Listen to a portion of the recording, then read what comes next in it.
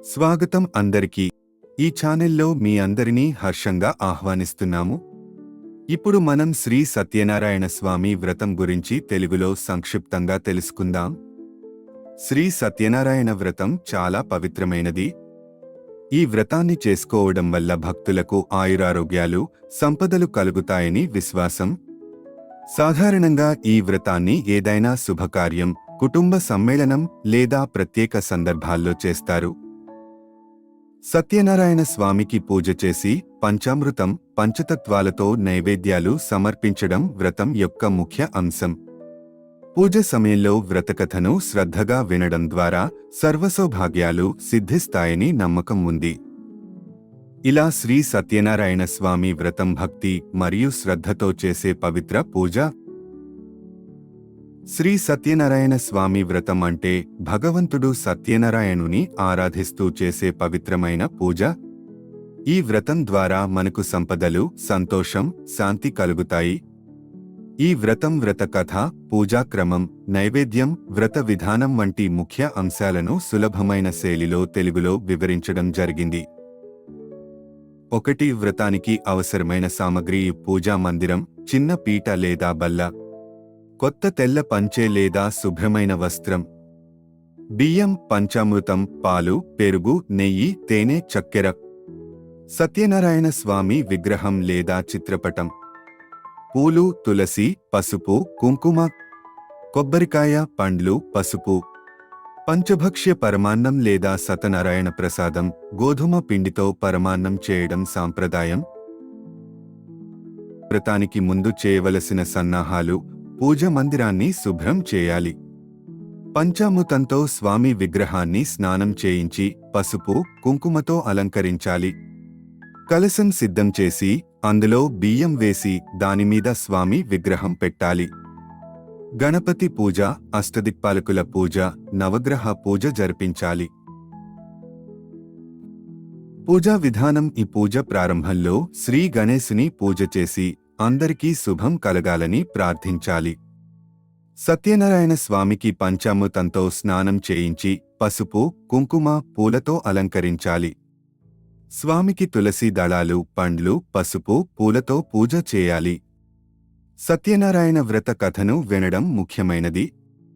వ్రతం 5 అధ్యాయాలతో ఉంటుంది. ప్రతి అధ్యాయంలో భక్తి శ్రద్ధలతో వ్రత కథను వినడం ద్వారా సకల కష్టాలు తొలగిపోతాయని నమ్మకం.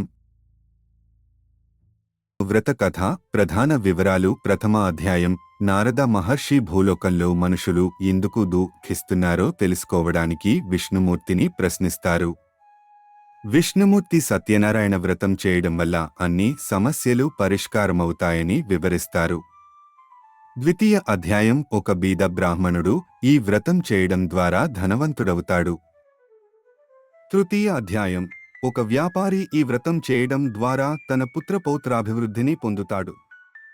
చతుర్థ అధ్యాయం: ఒక వైశ్యుడు ఈ వ్రతం చేయడం వల్ల తనకున్న సమస్యలన్నీ తొలగిపోతాయి. పంచమ అధ్యాయం: రాజు వ్రతం చేయడం ద్వారా రక్షణ, శాంతి, సర్వవిధ సంపదలను పొందుతాడు. 5. నైవేద్యం: సత్యనారాయణ స్వామికి పంచభక్ష్యాలను లేదా గోధుమ పిండితో చేసిన పరమాన్నం నైవేద్యంగా పెట్టడం చాలా శ్రేష్టం. ఈ నైవేద్యాన్ని భక్తితో స్వామికి సమర్పించి తర్వాత అన్ని విషయాలలోనూ ఆ భగవంతుడి ప్రసన్నత కోసం ప్రార్థించాలి. 6. ప్రసాదం పంపిణీ: వ్రతం తరువాత పూజ చేసిన ప్రసాదాన్ని భక్తులు అందరికీ అందించాలి. భోజనం ముగిసిన తర్వాత అందరికీ తీర్థ ప్రసాదం అందించాలి. 7. వ్రతం ప్రాధాన్యత: ఈ వ్రతం ఏ మాసంలోనైనా పూర్ణిమ నాడు లేదా ఏకాదశి నాడు చేయవచ్చు. ఎప్పుడైనా సరే భక్తితో సత్యనారాయణ స్వామిని పూజించడం ద్వారా సకల కోరికలు నెరవేరతాయని విశ్వాసం ఉంది. ముగింపు ప్రార్థన: పూజ ముగిసిన తర్వాత శ్రీ సత్యనారాయణ స్వామిని కృతజ్ఞతతో స్మరించాలి. భక్తుల కోరికలు తీర్చినందుకు ధన్యవాదాలు తెలియజేస్తూ భవిష్యత్తులో కూడా సర్వసుఖాలు కలుగాలని ప్రార్థించాలి. జై శ్రీ సత్యనారాయణ స్వామికే జై. శ్రీ సత్యనారాయణ స్వామి వ్రతం కథల వివరాలు: శ్రీ సత్యనారాయణ స్వామి వ్రత కథ 5 ప్రధాన అధ్యాయాలతో ఉంటుంది. ఈ కథ ప్రతి భాగంలో భక్తులు ఈ వ్రతం ద్వారా ఎలా అనుగ్రహాన్ని పొందారో వివరిస్తుంది. మొదటి అధ్యాయం. నారద మహర్షి భూమిలో సంచరించుచూ అక్కడి ప్రజల దుఃఖాన్ని, కష్టాలను గమనిస్తారు. ప్రజలు పేదరికంతో, అనారోగ్యంతో బాధపడుతుండగా నారదుడు శ్రీ మహావిష్ణువు వద్దకు వెళ్తాడు. మహావిష్ణువు ఆయనను సంతోషంగా పలకరిస్తాడు. అప్పుడు నారదుడు భూమిలోని ప్రజల సమస్యలను వివరించి వాటికి పరిష్కారం అడుగుతాడు. విష్ణుమూర్తి నారదుడికి ఒక వ్రతం గురించి తెలియజేస్తారు. ఈ వ్రతం చేయడం ద్వారా భక్తులు ఏ కష్టములోనైనా ఉంటే అవి తొలగిపోతాయని, తమకున్న కోరికలు నెరవేరుతాయని హామీ ఇస్తారు. ఈ వ్రతమే శ్రీ సత్యనారాయణ వ్రతం. రెండవ అధ్యాయం. ప్రాచీన కాలంలో ఒక పేద బ్రాహ్మణుడు తన పేదరికంతో తీవ్రంగా బాధపడుతుంటాడు.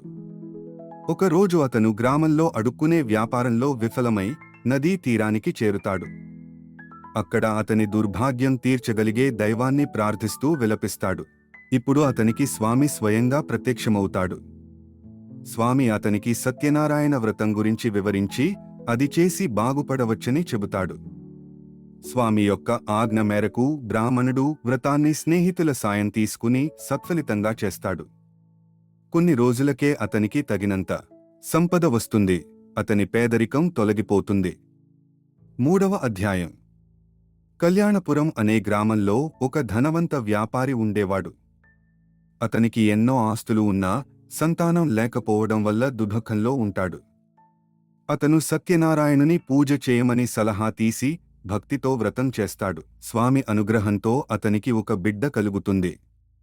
ఈ సంతోషంలో అతను ప్రతి సంవత్సరం వ్రతం చేయమని సంకల్పం తీసుకుంటాడు. వారి జీవితంలో క్రమంగా సమస్యలు ఎదురవుతాయి. కాని వ్యాపారి స్వామిని నమ్మి వ్రతాన్ని చేస్తుండటం వల్ల అతనికి సకాలంలో ఉపశమనం కలుగుతుంది. నాలుగవ అధ్యాయం. ఈ అధ్యాయంలో మరో వ్యాపారి కృష్ణానదీ తీరంలో ఒక పెద్ద వ్రతాన్ని నిర్వహిస్తున్నాడు. అతను తన సేవకులతో కలిసి వ్రతం చేయిస్తున్నప్పుడు అతని మనసులో స్వామిని నమ్మకంతో అగాధమైన భావన కలుగుతుంది. సమయానికి అతనికి కొన్ని కష్టాలు వస్తాయి, కానీ తన భక్తితోనే వాటిని అధిగమిస్తాడు.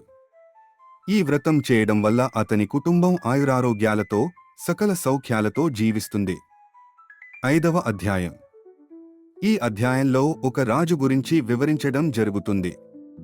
రాజు తన కష్టాలను అధిగమించడానికి, తన ప్రజలకు మంచి కాలం కల్పించడానికి సత్యనారాయణ వ్రతం చేయించాలని నిర్ణయిస్తాడు.